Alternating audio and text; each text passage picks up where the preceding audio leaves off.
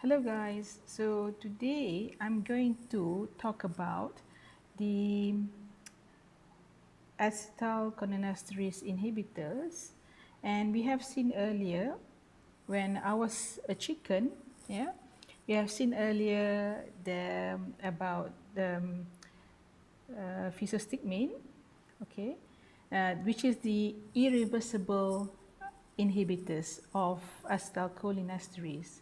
So now in this particular video, I'm going to talk about the irreversible or permanent blockade antagonist, which is made up of organophosphorus. There's a lot of chemical warfare being used in the world wars, whether it's a World War I, II, the Desert Storm, and so on. Yeah, one of a particular interest are the one that is early on. Yeah, is we have used tear gases, chlorine, phosgene, diphosgene, mustard gas, and so on. So in this case, what I'm going to show you is the agents that uses organophosphates as the main functional groups. Yeah, these are called VX agent. The V stands for venomous, and then you have X, E, G, and M, and so on. The VX or the V series are actually discovered and manufactured in the UK. So they are a really potent inhibitor of the acetylcholinesterase. So what happens is that when you inhibit the enzyme, there's a lot of the acetylcholine out there because the enzyme is no longer available for hydrolysis of acetylcholine. So when there's a lot of this acetylcholine out there, what happens is that you have learned about the pharmacology of acetylcholine stimulation. So that be the contraction of pupils, excessive mucus, saliva, and so on. If GIT is also being activated, so these are the effects. Yeah.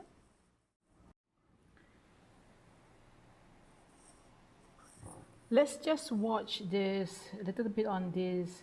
This is the news by CNN. Just scroll down further down here, and let's just play this one.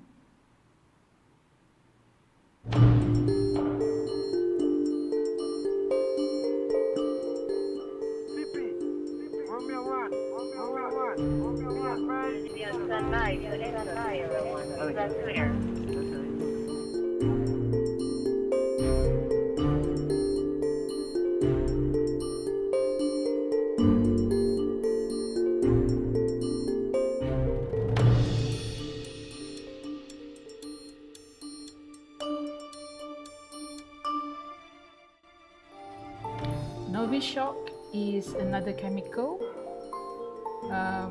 It's not in the exam quiz, but what I want you to know is about the VX, which actually happened only last year. Sarin is another gas. Has been used in the war, has been used in different chemical attacks in Japan, for example. It's very fast here, 1 to 10 minutes is the effects here. VX is a bit longer, 4 to 18 hours, but it's more toxic. Okay, so your role as a pharmacist is that you have to wonder, why is it more toxic? How does it work?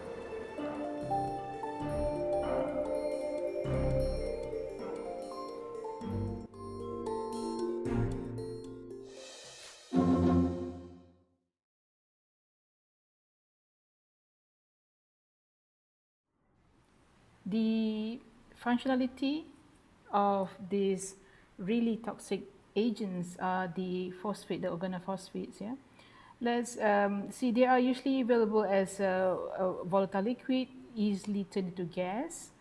Okay, and it's been banned in the US, but at the same time, it's still being stockpiled all over the world. Yeah.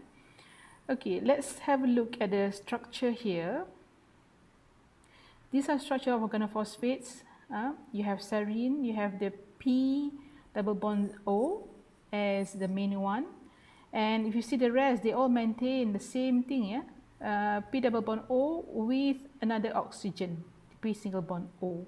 That would be the main one, except in VX, which is the P double bond O and S there. Ecothiophate is another agent, but it is used not as it's not used in the war. It's used in, it has a medical use. This is to treat glaucoma.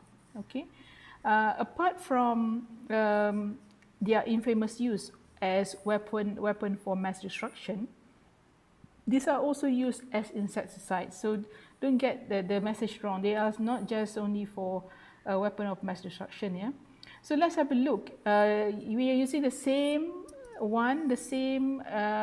hydrolysis of acetylcholine by acetylcholinesterase mechanism.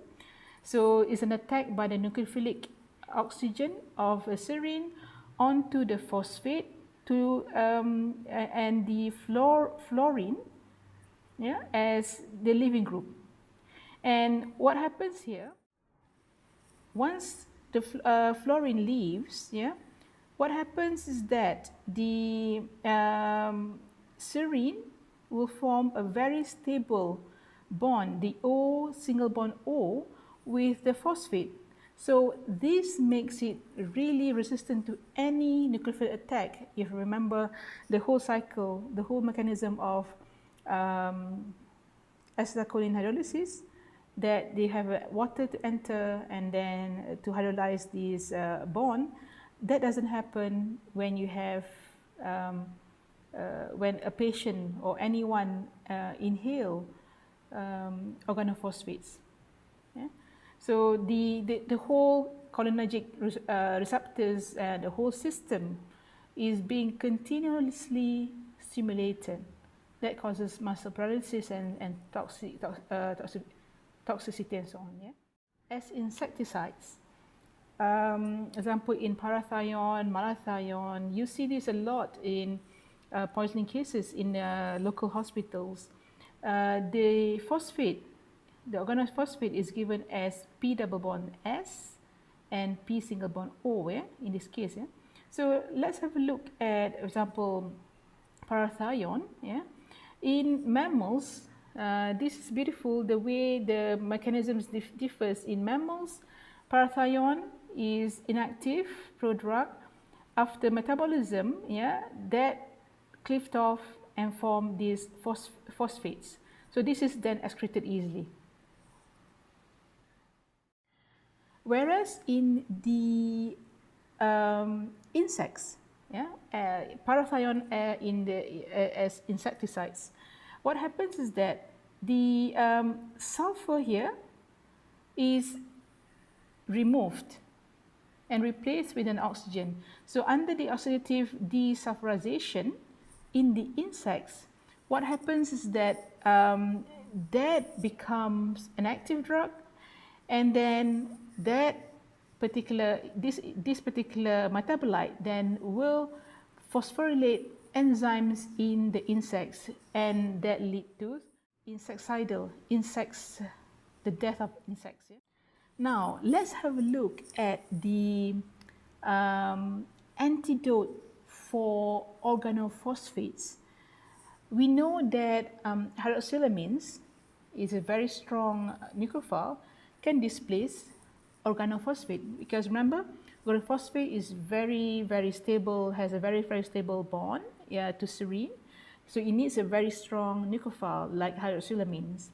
So researchers have designed this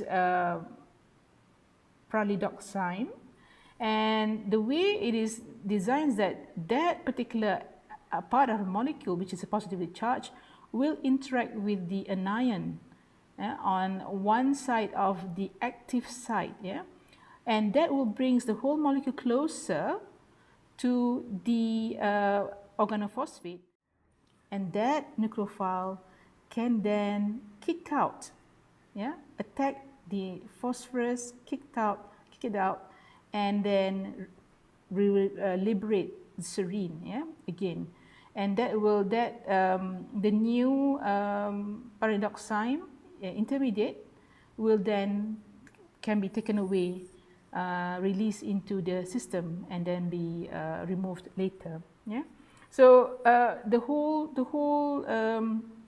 design is that particular positively charged part of the molecule is very, very important, to bring the whole molecule closer to the phosphates.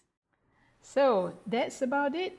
I have covered most of the acetylcholinesterase inhibitors. I've talked about the reversible inhibitors, that is the carbamates, particularly on the physostigmine. Make sure you know how physostigmine actually works, okay? And I have talked also about the irreversible inhibitors of the acetylcholinesterase, that would be the organophosphate. That would be the organophosphates. All right. Do read a bit more on Alzheimer drugs. That would be interesting. Okay. And I'll see you in the next module, which is module E.